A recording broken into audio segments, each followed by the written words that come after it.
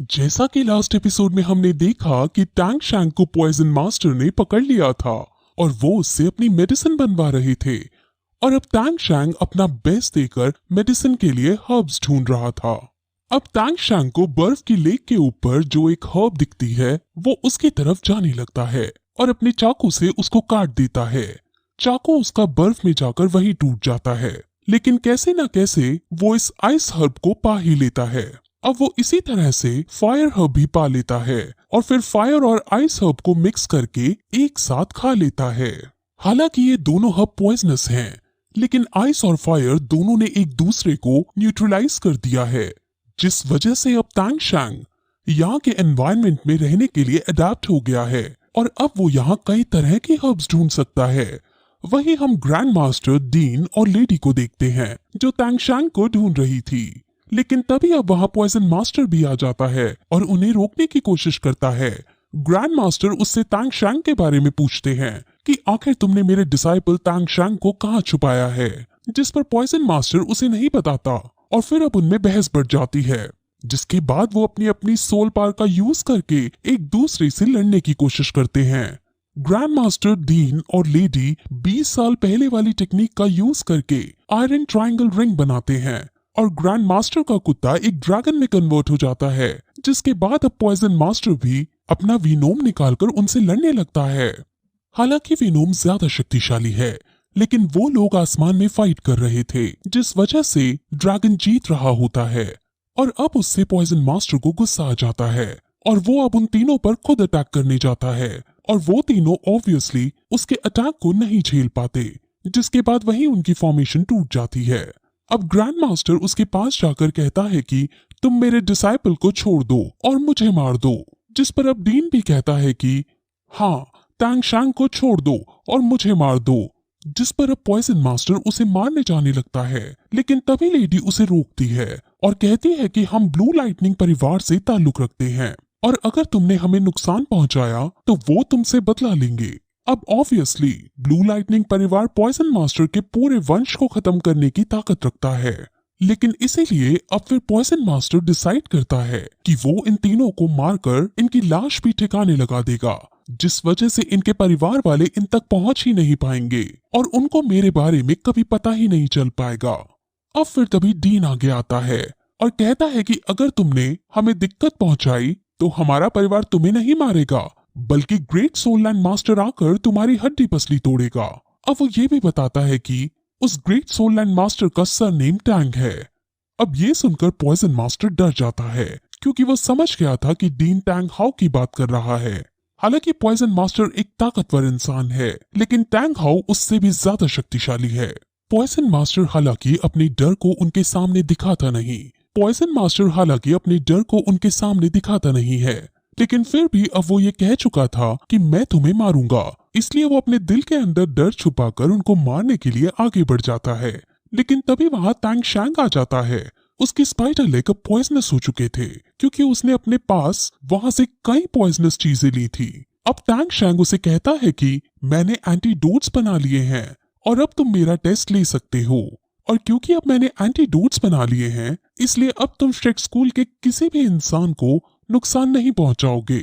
अब poison master रुक जाता है और बहुत खुश होता है, क्योंकि वो टैंग शैंग की एबिलिटीज को समझ गया था। अब टैंग शैंग उसे कहता है कि मैं तुम्हारी पोते का पॉइजन भी ठीक कर सकता हूँ, क्योंकि उसका भी इलाज मैंने ढूंढ लिया है। अब वो फिर एटीट्यूड में डीन स्कूल के टीचर्स से कहता है कि ये बच्चा बहुत टैलेंटेड है और अब मैं इसे अपने साथ ले जाकर इससे पढ़ना चाहता हूँ। वो ये कहता है कि मैं टैंग शैंग को अपने साथ सिर्फ 6 महीने के लिए ले जाऊंगा और इस बीच मैं इससे पढ़ूंगा भी और इसको अलग अलग पॉइजन के बारे में जानने को भी मिलेगा। श्रेक स्कूल के टीचर एग्री कर जाते हैं, लेकिन वो उससे ये बात कहते हैं कि टैंग शैंग को तुम्हें सेफ रखना पड़ेगा, जिस पर पॉइजन मास्टर मान जाता है। अब सारे श्रेक स्कूल के टीचर चले जाते हैं और पॉइजन मास्टर कहता है कि अब मैं तुम्हारा टेस्ट लूंगा, जिस पर अगर तुम पास नहीं हो पाए तो मैं तुम्हें मार दूंगा। अब टैंग शैंग हैरान होता है और कहता है कि अभी तो तुमने मेरे टीचर को मुझे सेफ रखने को कहा था और अब तुम मुझे मारने की बात कर रहे हो, जिस पर पॉइजन मास्टर कहता है कि चिंता मत करो, क्योंकि मैं तुम्हारी लाश को सेफ रखूंगा। अब फिर दोनों आगे बढ़ते हैं और उसी जगह पर जाकर अब पॉइजन मास्टर एक एक करके 3 बार उस पर अपने सबसे शक्तिशाली जहर छोड़ता है, लेकिन हर बार तांग शैंग उसके जहर को न्यूट्रलाइज कर देता है। और अब इससे पॉइजन मास्टर को समझ आ जाता है कि ये मेरी पोती के अंदर के जहर को आसानी से निकाल देगा। और फिर तांग शैंग से जब वो पूछता है कि तुमने ये सब कैसे किया, तो तांग शैंग उसे बता देता है कि कल उसने बर्फ और आग की हर्ब्स को एक साथ खाया था। इसमें बहुत रिस्क तो था, लेकिन तांग शैंग ने इसे मैनेज कर लिया था। अब वो तांग शैंग से काफी प्रभावित होता है, लेकिन अभी भी वो तांग शैंग पर पूरी तरह से भरोसा नहीं कर सकता था। इसलिए अब वो तांग शैंग को पकड़कर उसके अंदर अपना जहर डाल देता है और कहता है कि जब तुम मेरी पोती का जहर ठीक करोगे तभी मैं अपने इस जहर को बाहर निकालूंगा।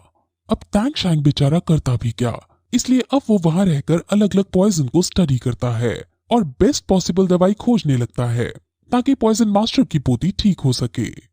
अब फिर हमें श्रेक स्कूल को दिखाते हैं, जहां बाकी सारे बच्चे अब बेस्ट फैसिलिटीज मिलने की वजह से अपनी अपनी ट्रेनिंग जी जान से कर रहे थे।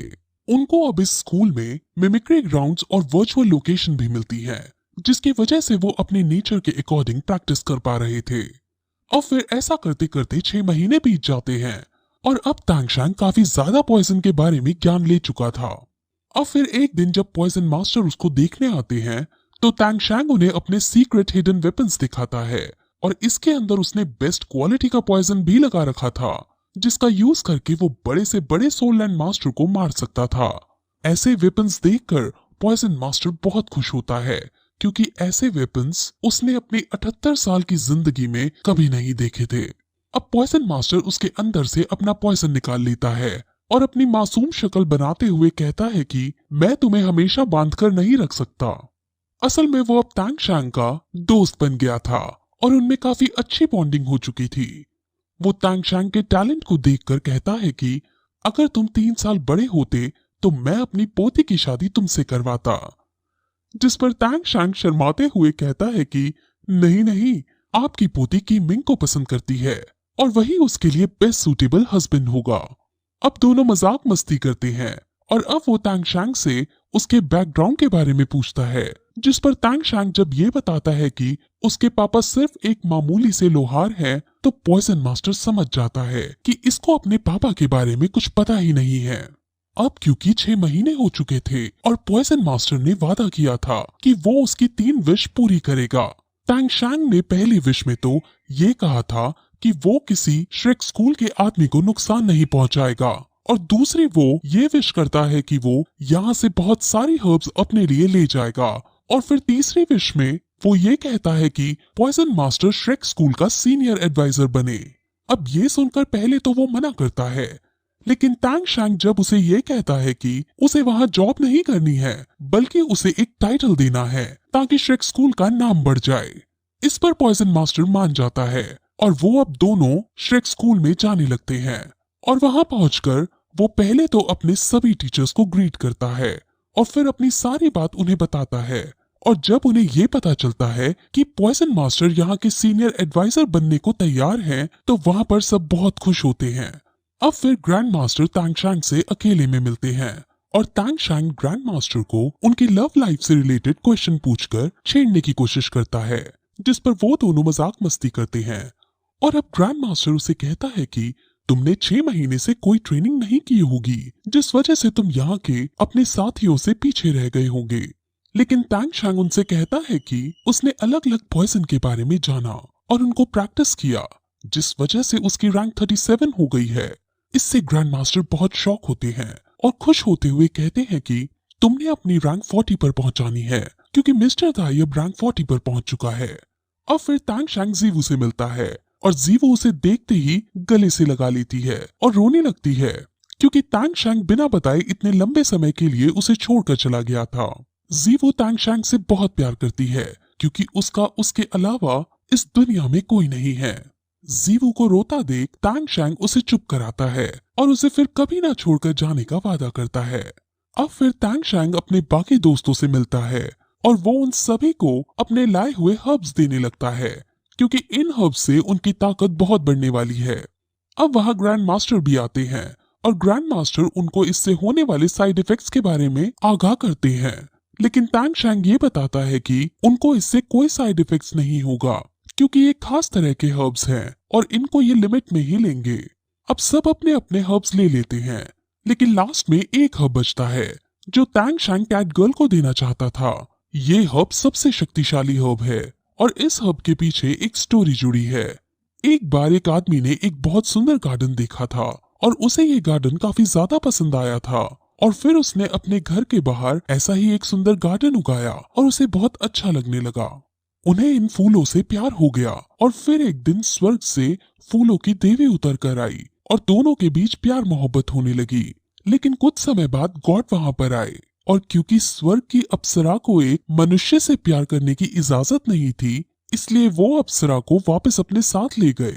और अब इससे वो आदमी बहुत दुखी रहने लगा और उसने गुस्से में अपना पूरा गार्डन उजाड़ डाला। लेकिन एक दिन उसके पास एक ओल्ड मैन आया और उसने उसे बताया कि वो अप्सरा तुम्हारे जाने के बाद तुम्हारे गार्डन में एक सफेद फूल बनकर पैदा हुई थी। अब ये सुनकर उसे बहुत दुख होता है और वो फिर से अपने उजड़े हुए गार्डन को जोतने लगता है और उस सफेद फूल की देखभाल करने लगता है। वो दिन रात उसके पास ही बैठा रहता और उसे निहारता रहता, लेकिन कोई रिस्पॉन्स ना आने पर उसका दिल टूट गया और वो वहीं मर गया। अब जब वो मरा था तो उसके दिल का ब्लड उछलकर उस फ्लावर पर जा गिरा था और जब से ये फ्लावर एक कीमती फ्लावर बन गया और इसको पाने वाला यानी इसको गार्डन करने वाला एक बहुत स्ट्रॉन्ग वॉरियर बन जाएगा। अब वो इसको कैट गर्ल को इसलिए देना चाहता था क्योंकि इस फ्लावर को सिर्फ एक कपल ही ले सकता है और उनके ग्रुप में कैट गर्ल और मिस्टर दाई का ही रिलेशनशिप है। अब कैट गर्ल शर्माते हुए मिस्टर दाई की तरफ देखती है और फिर उस फ्लावर को ले लेती है। उस फ्लावर को लेते वक्त और उसको यूज करते वक्त सिर्फ अपने पार्टनर के बारे में ही सोचना होता है और उसको याद करना होता है। लेकिन जब कैट गर्ल ऐसा करने की कोशिश करती है तो कैट गर्ल पहले तो अच्छा सोचती है, लेकिन फिर उसे याद आता है कि मिस्टर दाई पहले बहुत सारी लड़कियों के संग घूमा करता था और ये सोचने से उसका ध्यान टूट जाता है, यानी वो इसको नहीं एक्सेप्ट कर सकती थी और अब इससे सब दुखी हो जाते हैं। लेकिन अब टैंग शैंग इसको ग्रैंड मास्टर को देता है क्योंकि ग्रैंड मास्टर भी लेडी के साथ प्यार में थे। ग्रैंड मास्टर उसे ले लेता है, लेकिन वो भी पहले तो अच्छा सोचता है, लेकिन फिर उसे याद आता है कि कैसे फैमिली प्रॉब्लम से वो दोनों अलग हो गए थे और फिर ऐसा सोचने से तुरंत उसका ध्यान भटक जाता है, जिस वजह से वो इसे एब्जॉर्ब नहीं कर पाता। अब फिर ये फ्लावर अपने आप जीवो के हाथ में आ जाता है और जीवो उसको यूज करती है और जीवो सब अच्छा सोच पाती है, जिस वजह से ये फ्लावर एक्टिवेट हो जाता है और अब ये देखकर सब बहुत खुश होते हैं। लेकिन वो ये डिसाइड करती है कि वो इसे एब्जॉर्ब नहीं करेगी क्योंकि अभी वो और स्ट्रॉन्ग बनना चाहती है और स्ट्रॉन्ग बनने के बाद वो इसको एब्जॉर्ब करेगी और तब तक वो इसे अपने साथ ही रखेगी। अब बाकी सब अपने अपने हर्ब्स का यूज करके मेडिटेट करते हैं और कल्टीवेट करने लगते हैं, जिसके बाद अब जब सब जागते हैं तो सब अपने आप को बहुत स्ट्रॉन्ग हुआ पाते हैं। सबकी रैंक 5-5, 6-6 बढ़ चुकी थी और निंग रॉन्ग रॉन्ग को तो ये देखकर ज्यादा खुशी हो जाती है और वो टैंग शैंग को धन्यवाद बोलने के लिए उसके पास जाकर उसे किस कर देती है और ये देखकर ऑस्कर का दिल टूट जाता है। लेकिन वो अपने पास जीवू को देखता है और जीवू को खुद को किस करने का इशारा करता है, जिस पर जीवू उसे गुस्से में खूब पीटती है। फिर तभी टैंग शैंग अपनी आंखों को नोटिस करता है और हमें पता चलता है कि टैंग शैंग की पर्पल डेमन आई और कल्टीवेट हो गई है और इससे ये चीजों के आर पार देखने के साथ साथ इंसानों के सोल पार के बारे में भी अच्छे से जान पाएगा। अब फिर इस तरह ये एपिसोड यहीं खत्म हो जाता है।